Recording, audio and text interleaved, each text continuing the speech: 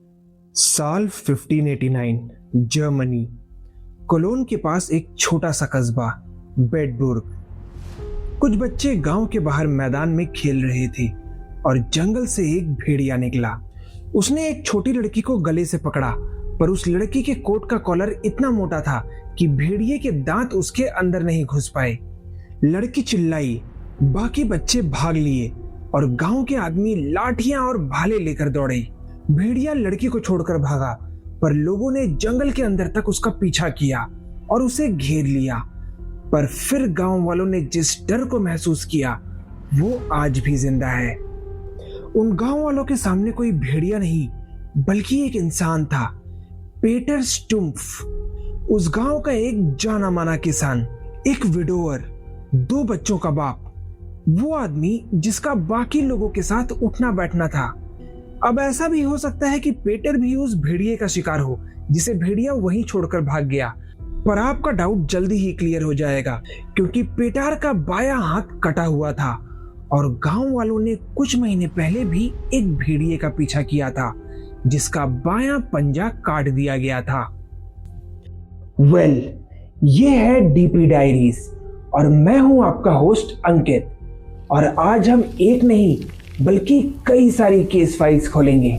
अदालत के असली रिकॉर्ड्स, असली गवाहियां, असली सजाएं, और वजह सिर्फ एक, वेयरवुल्फ।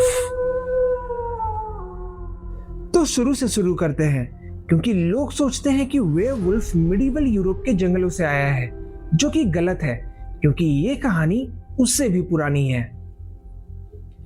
वेयरवुल्व्स का सबसे पुराना जिक्र मिलता है एपिक ऑफ गिलगमेश में, लगभग 2100 बीसी, मेसोपोटामिया। उसमें गॉडेस इश्तर एक गडरिये को सजा देती है और उसे एक भेड़िया बना देती है। और ध्यान दीजिए कि ये कोई सुपर पावर नहीं बल्कि एक श्राप था। फिर बारी आई ग्रीस की, और यहां से इस क्रीचर को उसका नाम मिला। ओविड की मेटामॉर्फोसिस में एक राजा है, लाइकाउन, आर्केडिया का राजा। वो ज़ियूस को टेस्ट करना चाहता था कि वो सच में भगवान है या नहीं, जिसके लिए उसने ज़ियूस को खाने में इंसानी मांस परोस दिया। ज़ियूस ने गुस्से में उसका महल बिजली से जला दिया और उस राजा को भेड़िया बना दिया। ओविड लिखते हैं कि उसके बाल खाल बन गए, उसके हाथ पंजे बन गए और उसका रूप बदल गया, और उसी राजा के नाम से एक शब्द बना, लाइकैंथ्रोपी, क्योंकि ग्रीक में लुकोस मतलब भेड़िया और एंथ्रोपोस मतलब इंसान। फिर 425 बीसी में ग्रीक हिस्टोरियन हेरोडोटस ने लिखा कि सिथिया के एक कबीले न्यूरी के लोग साल में कुछ दिन के लिए भेड़िए बन जाते हैं। हेरोडोटस ने खुद लिखा कि उन्हें इस पर यकीन नहीं है, पर उन्होंने ये भी लिखा कि वहां के लोग इस पर पूरा यकीन करते हैं। और फिर नॉर्स माइथोलॉजी के वाइकिंग्स, जिनके पास थे उल्फेदनार, मतलब भेड़िए की खाल वाले। ये योद्धा थे जो भेड़िए की खाल पहनकर लड़ते थे, और माना जाता था कि लड़ाई में उनके अंदर भेड़िए की स्पिरिट आ जाती है, जिससे वो दर्द महसूस नहीं करते और रुकते नहीं। वोलसुंगा सागा में एक बाप बेटे की कहानी है, जिन्हें जंगल में भेड़िए की खालें मिलती है। वो उन्हें पहन लेते हैं और 10 दिन तक वापस इंसान नहीं बन पाते। अब अगर आप इन्हें ध्यान से देखो तो इन सारी कहानियों में एक चीज कॉमन है कि भेड़िया बनना कभी भी एक शक्ति नहीं थी बल्कि एक श्राप था, जो इंसान के अंदर का जानवर बाहर ला देता है। और आज भी मीनिंग वही है। ओल्ड इंग्लिश में वर मतलब आदमी और वुल्फ मतलब भेड़िया। पर अब हम कहानियों से निकलकर लीगल डॉक्यूमेंट्स की ओर चलते हैं, क्योंकि रियलिटी चेक करना भी जरूरी है। 15वीं सदी से 18वीं सदी के बीच यूरोप में ऐसा कुछ हुआ जिसे आज लोग भूल चुके हैं। आपने विच ट्रायल्स के बारे में जरूर सुना होगा, जिसमें औरतों को डायन बताकर जलाया गया। पर उसी दौर में, उसी यूरोप में, उन्हीं अदालतों में वेयरवुल्फ ट्रायल्स भी चल रहे थे। और ये कहानियां नहीं है बल्कि अदालत के रिटन रिकॉर्ड्स है। नाम, डेट्स, गवाह, जजमेंट्स। शुरुआत होती है स्विट्जरलैंड से 15वीं सदी में, फिर ये फ्रांस पहुंचता है और वहां आग पकड़ लेता है। 1521 पोलिनी, फ्रांस। 2 गडरिये पियर ब्रुगॉट और मिशेल वर्दुन। उनका आरोप था कि उन्होंने शैतान से सौदा किया और बदले में उन्हें एक मरहम मिला जिसे लगाने पर वो भेड़िए बन जाते थे, और इसलिए दोनों को जिंदा जलाया गया। 1573 डोल, फ्रांस। गांव के बच्चे गायब होने लगे जिनकी लाशें जंगल में मिली। वहां की अदालत यानी पार्लियामेंट ऑफ डोल ने एक ऐसा ऑर्डर जारी किया जो आज सुनने में पागलपन लगता है। उन्होंने आम लोगों को एक कानूनी इजाजत दे दी कि अगर उन्हें कोई भेड़िया दिखे तो वो उसे मार सकते हैं। एक सरकारी वर्वुल्फ हंटिंग लाइसेंस, और उस शिकार में उन्हें एक आदमी मिला, जिल गार्नियर, एक गरीब भिखारी जो जंगल में रहता था। टॉर्चर होने के बाद उसने सब कुछ मान लिया और उसे भी जिंदा जला दिया गया। और यहां आप बस एक वर्ड पर फोकस करो, टॉर्चर, क्योंकि यही इस पूरे एपिसोड की रीढ़ की हड्डी है। और अब फिर से आते हैं उस केस पर जिससे ये एपिसोड शुरू हुआ था, बेड बुक 1589, पीटर स्टुम्फ। स्टुम्फ का जन्म 1530 के आसपास हुआ था, जो एक अमीर किसान था, 2 बच्चों का बाप, जिसकी पत्नी 1580 के दशक में गुजर गई थी। उसके बाएं हाथ की जगह सिर्फ एक स्टंप था, इसलिए ये उसका असली नाम भी नहीं था, सिर्फ उसकी पहचान थी। 1564 से 1589 के बीच यानी 25 साल उस इलाके में लोग गायब होते रहे, मरे हुए जानवर मिलते रहे, और फिर वो दिन आया जब गांव वालों ने भेड़िए का पीछा किया और उन्हें स्टुम्फ मिला। उसकी गिरफ्तारी हुई और टॉर्चर के बाद स्टुम्फ ने जो कन्फेशन दी उस पर एकता कपूर का सीरियल बन सकता है। उसने कहा कि शैतान ने उसे एक कमरबंद दिया था, एक बेल्ट, और जब वो उसे पहनता था तो वो एक भेड़िया बन जाता था। उसने अपने क्राइम्स भी गिनवाए, 2 प्रेग्नेंट औरतें और 13 बच्चे, जिसमें से एक उसका अपना बेटा था। 31 अक्टूबर 1589 हैलोवीन। उसकी सजा वो थी जो आज भी यूरोप के इतिहास की सबसे क्रूएल पनिशमेंट्स में से गिनी जाती है। उसे एक पहिए पर बांधा गया, गर्म लोहे की चिमटियों से उसके शरीर को 10 जगह से नोचा गया, उसके हाथ पैर तोड़े गए, फिर उसका सर काटकर शरीर को जला दिया गया। और अगर ये कम था तो उसकी बेटी और उसके पार्टनर को भी जिंदा जला दिया गया। और अगर ये भी कम था तो उन्होंने एक लकड़ी का खंबा गाड़ा, उस पर एक भेड़िए की आकृति बनाई और उस भेड़िए के सर की जगह उन्होंने स्टुम्फ का कटा हुआ सर लगा दिया, चेतावनी के तौर पर, जिसे हर कोई देखे। और अब वो बात जिसे सुनकर आप चैनल को सब्सक्राइब कर लोगे। पीटर स्टुम्फ के बारे में हमें जो कुछ भी पता है वो सब कुछ सिर्फ एक 16 पेज पैम्फलेट से आता है जो लंदन में 1590 में छपा था। उसी पैम्फलेट में लिखा था कि गांव वालों ने वुल्फ को पेटार में ट्रांसफॉर्म होते देखा था और उसे मारने के बाद से गांव में लोगों का मरना और गायब होना कम हो गया, पर एक्चुअल फैक्ट्स कोई नहीं जानता। उस पैम्फलेट की पूरी दुनिया में सिर्फ 2 कॉपीज बची हैं, एक ब्रिटिश म्यूजियम में और एक लैम्बेथ लाइब्रेरी में। उस पैम्फलेट को 300 साल तक भुला दिया गया था, जिसे 1920 में एक ऑकल्टिस्ट मोंटेग समर्स ने दोबारा खोजा। और हैरानी की बात यह है कि इसका ओरिजिनल जर्मन वर्जन आज मौजूद ही नहीं है। और एक और बात, उस वक्त कोलोन में धार्मिक जंग चल रही थी, कैथोलिक और प्रोटेस्टेंट के बीच, और स्टुम्फ एक प्रोटेस्टेंट था जिसके मौत के तमाशे पर कोलोन का नया आर्क बिशप भी मौजूद था।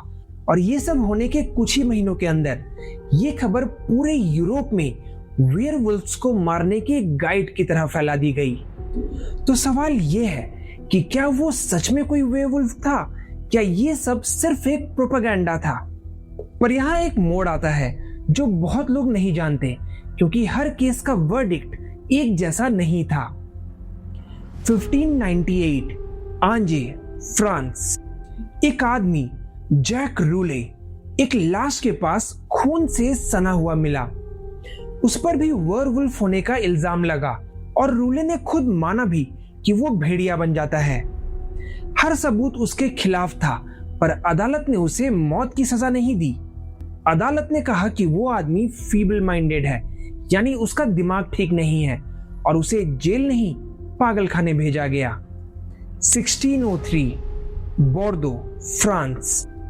एक 13 साल का लड़का जीन ग्रेनियर ने कबूल किया कि वो भेड़िया बनकर बच्चों पर हमला करता है, पर अदालत ने उसे भी नहीं मारा और उसे मानसिक रूप से बीमार बताकर एक मोनेस्ट्री में भेज दिया गया। तो समझ रहे हैं आपकी क्या हो रहा है? सिर्फ 14 साल के अंदर यही अदालतें जो स्टुम्फ को पहिए पर तोड़ रही थी, अब कह रही हैं कि ये एक मेंटल इशू है। तो आखिर सच क्या था? इसके लिए आज साइंस के पास कुछ जवाब है। पहला और सबसे सीधा, क्लिनिकल लाइकेंथ्रोपी। ये कोई कहानी नहीं है, ये एक असली डॉक्यूमेंटेड साइकियाट्रिक कंडीशन है जिसमें मरीज को सच में यकीन हो जाता है कि वो एक जानवर में बदल रहा है। वो जानवरों जैसा बिहेव करता है, जानवरों जैसी आवाजें निकालता है, और उसके लिए ये सब बिल्कुल असली होता है। और आज भी इस कंडीशन के कई केस रिपोर्ट होते हैं। दूसरा, हाइपोट्राइकोसिस, एक रेयर जेनेटिक कंडीशन जिसमें चेहरे के साथ साथ पूरे शरीर पर घने बाल उगाते हैं। अब खुद ही सोच लीजिए कि 16वीं सदी के किसी गांव में ऐसे इंसान के साथ क्या होता होगा। तीसरा, रेबीज, जो किसी भेड़िए या कुत्ते के काटने से फैलता है और उसके सिम्टम्स वायलेंट हो जाना, काटना, मुंह से झाग और पानी से डर।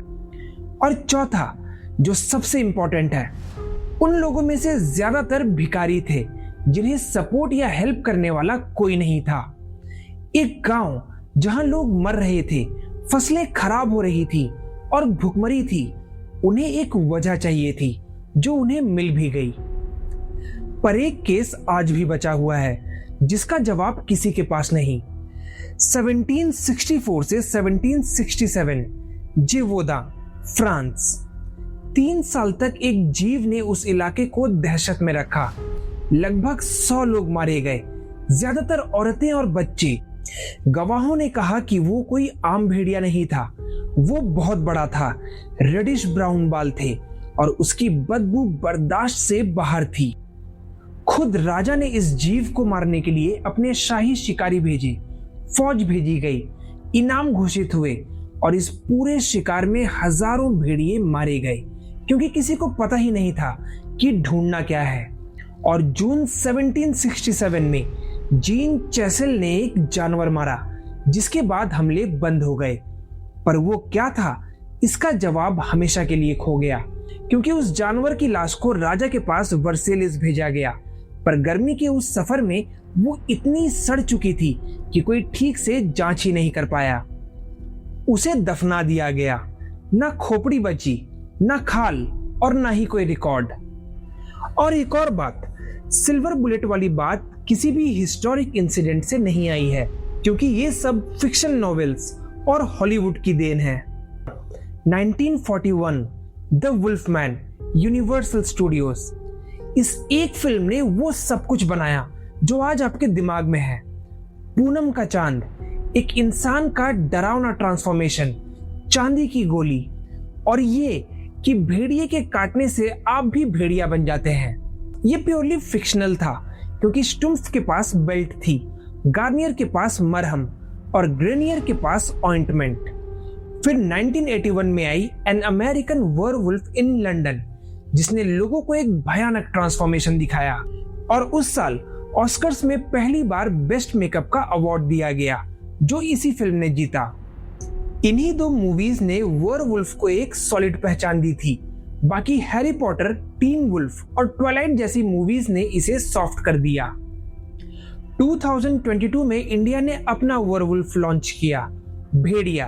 अरुणाचल के जंगलों पर बेस्ड एक ओरिजिनल फोकलोर और एक आदमी जिसे रात को बदल जाना पड़ता है। और अब 2026 के अंत में आ रही है रॉबर्ट एगर्स की वेयरवुल्फ, 13th सेंचुरी के इंग्लैंड में सेट, जहां गांव वाले एक ऐसे जीव का शिकार करते हैं जिसे वो समझ नहीं पाते।